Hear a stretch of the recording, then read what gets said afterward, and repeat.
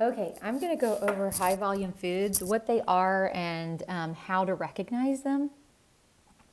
So if you open up your slides, it will say high volume food in Canvas or on Facebook. What they are foods that have less calories for the same serving size. So you can eat more of them without it being to get the same amount. So if you were going to have, example, broccoli versus a serving of cooked rice, let's say they're each a cup, you would actually need 6 plates full of broccoli to equal the same calories as 1 cup of rice, all right? And to hit those carbs. I'm going to go through various examples. Take your time and go back and look at these slides or pause this video if you want to read them. I'm just going to summarize them. So high volume foods, they keep you full longer and increase your satiety. So if you were going to have a Pop-Tart for breakfast before 8 a.m., there goes 70 grams of carbohydrates, all right? This is probably the least macro-friendly food. It's not going to keep you full because it's full of sugar and it's quickly digested. So it's an example of something that's going to could possibly be throwing you off. Example 3, let's say you use tortillas. There's Joseph Lavish breads versus a Chipotle tortilla. So Joseph's Lavish bread only has 100 calories where a Chipotle flour tortilla has 300. The Lavish bread only has 14 carbs where Chipotle has 46 carbs per serving, okay? So you can see the difference here. When I do Chipotle, I just do a bowl and I say no tortilla because it's not worth the 46 grams of carbohydrates, plus you're getting your rice and beans, which are going to load you with carbs as well. Another 2 examples of good wraps are the flat out flatbreads or the Le Banderita tortillas, okay? They're less carbs and less calories. I've tried the Lavish breads, but not as a tortilla version. I've used them as wraps, and I'm going to try this tortilla at the bottom. Another one's bread. So let's say you buy butter bread versus a Pepperidge Farm multigrain bread. So you hear multigrain and you think, healthy because it's got grains and maybe seeds and nuts. But 1 piece of butter bread could be equivalent, 2 pieces of butter bread, it could be equivalent in carbs as 1 piece of multigrain bread, all right?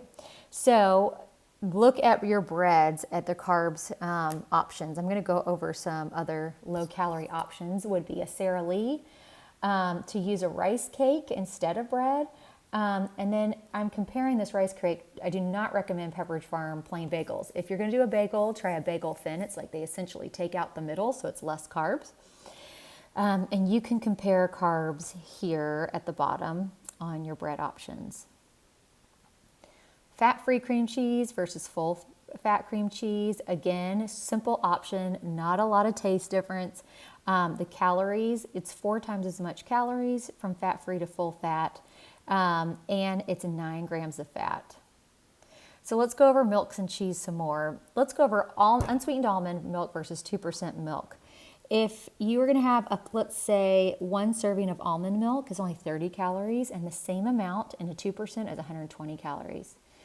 Carbs on almond milk is 1 gram of carbohydrate, where regular milk is 12 grams of carbohydrate. So, all right, you're not going to give up your milk to just drink it. I get it. But when I make ranch, and I'll go over that in the sauces section, actually use unsweetened almond milk and a light mayo, and my kids can't tell a difference. And they think, oh, great, homemade ranch, which they don't like bottled ranch. Another way is I cook with it. Anything baking that asks for milk, like crepes, that kind of thing, I use unsweetened almond milk instead of milk. And what else was I going to say? Cereal. I don't think you can taste a difference in cereal. Fat-free cheese versus full-fat cheese. Now, if you're baking with this, or this is going on top of a lasagna or a casserole, it will not melt. Fat-free cheese doesn't melt. But if you're just sprinkling it on things like tacos and serving it cold, it's not a big difference, but there's a huge caloric and macro difference. Ice cream. So if you were to compare Edie's cookie dough ice cream versus Ben & Jerry's, you could have 2 servings of Edie's cookie dough ice cream would equal 1 serving of Ben & Jerry's as far as calories, which is kind of crazy. So I'm going to go over some more ice cream choices. Publix sells a low-fat frozen yogurt that has good macros.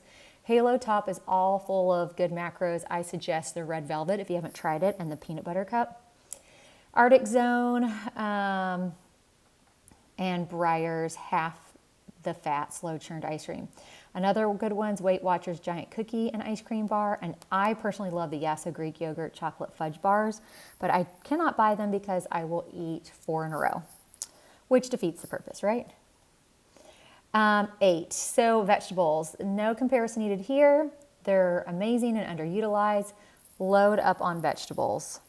They will keep you full longer, help you reach your micronutrients, your vitamins, your minerals, things that your body needs to absorb to maintain healthy function. So vegetables are huge. Let's go over fruit. So any type of berry is going to be your best option in fruit. If you were going to say compare a berry to a piece of pineapple, you're going to see a huge difference in sugar and carbs and calories. Another not so macro-friendly is a papaya. And then you can even see the difference in a banana, which I'm not anti-banana. We needed the potassium, especially if you're one to cramp during your activities. You probably are needing that potassium. The banana, let's compare to a strawberry. For 100 grams, you're looking at 90 calories versus 30 calories in the strawberry. You're looking at 23 carbs versus 7 carbs. Same amount of protein. So again, these are all choices. If there's fruits that you love, you want to keep them in there.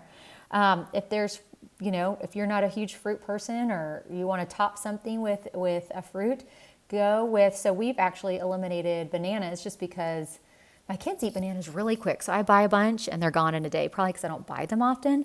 But when we make crepes and we fill them with Nutella and berries, I usually just do blueberries, raspberries, and strawberries. And they don't even ask where the bananas are. They don't even have a clue. Protein sources, buying your lean ground beefs, there's a comparison at the top here. It's going to make a difference in your fat and protein. I would go with boneless, skinless chicken breasts, lean porks and turkey, bison, turkey bacon, which some people love turkey bacon. I'm going for the real stuff. Egg whites versus whole eggs. Those are some examples of lean meats. Brown rice versus cauliflower rice. So you can look at the difference there. Huge difference. It would take you 7 cups of cauliflower rice to equal 1 cup of brown rice, which is kind of crazy. But cauliflower rice, if you're having rice, let's say you're doing a meal and you're serving it over rice, you're going to notice, and your kids are probably going to notice. And riced mashed potatoes, I haven't found one that I like that the kids haven't picked up on. But I have done, my oldest daughter was making sushi during quarantine, and we would do some with full rice and then some where we mixed mostly cauliflower rice with just a hint of regular rice. And then we rolled up the sushi and cut it, and you could not taste the difference. I actually think it tasted better. I've put cauliflower rice in soups and things that adapts to the flavor. So that's another option. Low carb spaghetti or spaghetti squash versus spaghetti. There are lots of versions of spaghetti and pastas now that have a high protein. They're made from either beans or even have vegetables in them, but still look at the calories and the carbohydrates. Spaghetti squash is hands down going to be way better as far as lower carbohydrates, so lower macronutrients, and fitting. You can have a lot more of it. But again, that's a thing that's my kids half don't mind it, half don't want it either way. But there also is an Asian brown rice noodle that is really good if you're serving things like honey garlic shrimp or things like that. It's also a little bit lower carb, a lot more protein. PB2 versus regular peanut butter. Now, PB2 is a powdered peanut butter source. It is great if you're baking or sprinkling peanut butter on something, but if you are going to spread it, it does not taste like regular peanut butter. But it's got a ton of protein, way less calories, more than half the amount of fat. So the PB2 is a high recommendation if you're wanting a peanut butter flavor and you're baking. You just add water to it and you can throw it in. Sauces, we talked about sauces. I'm not a fan of sugar-free pancake syrup. I just prefer not to do pancake syrup actually and just do a little bit of butter and powdered sugar. But if I'm going to have pancakes, I'm probably going to have the syrup. But that's an option. I know a lot of people like the sugar-free sauces. And then queso compared as well. Bolthouse Farms versus Hidden Valley Full Ranch. Bolthouse Farms, Salad dressings can be found in the produce aisle. They're kept cold and have to be refrigerated, so they're not in the aisles with the other dressings. It's definitely an acquired taste. I don't think any of the vinaigrettes taste funny, but I think the ranch is totally tricky. Like I said, I use an unsweetened almond milk and a light mayo, and typically do my own. Other good macro-friendly sauces are Frank's Red Hot Buffalo sauce, sriracha sauce. Any Walden Farms, people love the 0-calorie sauces and dips. I'm not a fan. And I can't believe it's not butter. I prefer a real natural butter or an avocado oil when I cook or have to lubricate something. I'm okay with that. And if you love granola, some people want crunchy, like I do on my smoothie bowls. Some people want them on their yogurt or ice cream. Try the puffed kamut. I've not tried it, but look at the difference in calories and carbohydrates. Puffed kamut's only 5 grams of carbs, where Quaker Oats natural granola is 40 grams of carbs. Granola is usually full of fat and carbs, and usually the more nuttier and more nuts and seeds it has, it will jump in fat. So these are various ideas of maybe things that you can think through your grocery list or the things you eat on a regular basis. Okay, I'm going to go see if I can find a bread that's got less carbohydrates, or we use a lot of tortillas. Maybe I can get rid of the tortilla, or I'll try these that Carrie just showed me in the slide. There are tons of sources on the internet that show you macro-friendly versions of how to make. You can really adapt everything. We've taken lasagna, there's a lasagna, the Food Nanny lasagna we love, and I've actually made it with zucchini instead of pasta. Or I've used turkey sausage instead of regular sausage. So once you start thinking outside the box and making little adjustments over time, you'll see that these can be macro-friendly. You can really make anything you eat macro-friendly. It's just being aware of the different products out there and knowing that you have a choice in what you build on your plate.